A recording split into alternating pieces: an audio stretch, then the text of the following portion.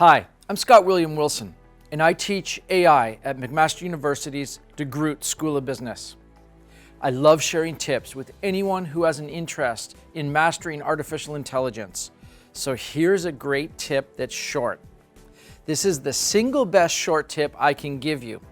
In the next minute or so, I will change the way you use AI forever. Be a child. Seriously, going back in time and acting like a child when you work with AI will make you dramatically better at it. And it comes down to 3 traits that children naturally have and adults slowly lose. First, children are curious. They explore. They ask questions, a lot of questions. They don't worry about sounding stupid. They just keep asking why, what if, and how far can this go? Second, children are persistent when they want something. They don't ask once and give up. I have 4 kids, and I'm still a kid myself, so I know. They ask dad. Dad says no. They ask dad again. He says no. They ask him a dozen more times. After a dozen no's, then they go ask mom. Anyone who's a parent knows exactly how that story ends. They don't stop until someone or something stops them. Third, children think outside the box. They're not burdened by decades of experience, assumptions, and past outcomes that limit their thinking.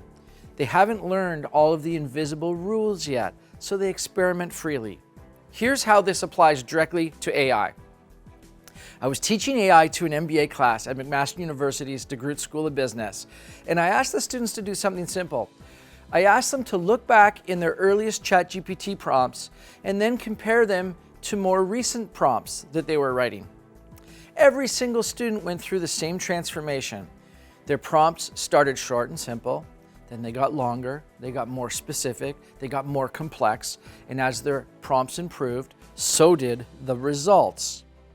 One student proudly announced that their longest prompt was 312 words.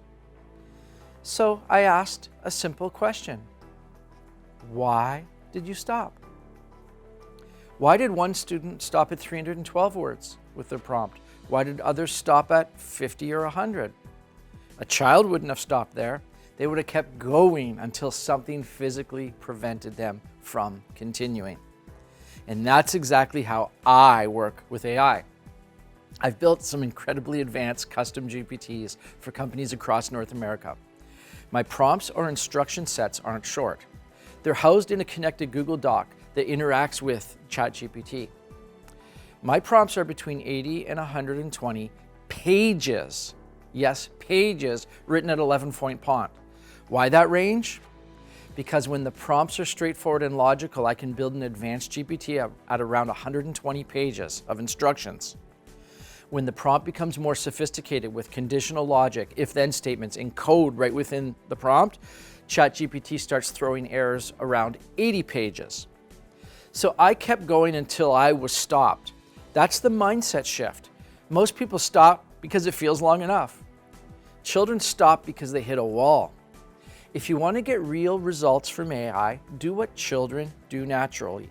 Be curious, ask more questions, specifically ask the LLMs more questions, push further than feels comfortable, and don't stop until the system stops you. That's how you move from using AI to actually mastering it. If you want more practical, real-world guidance like this, follow me and visit theaiprofessor.com.